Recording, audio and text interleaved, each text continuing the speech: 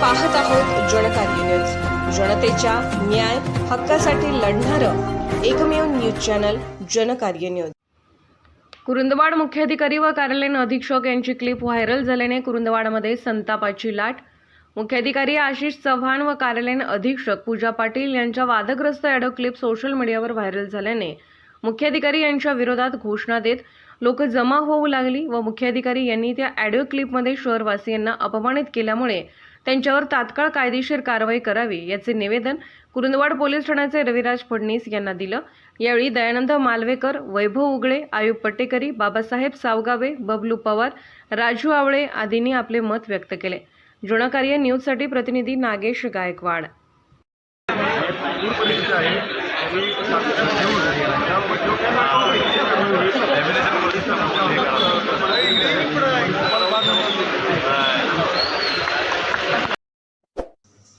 जनकार्य न्यूजला लाईक करा, शेअर करा आणि सबस्क्राईब करा।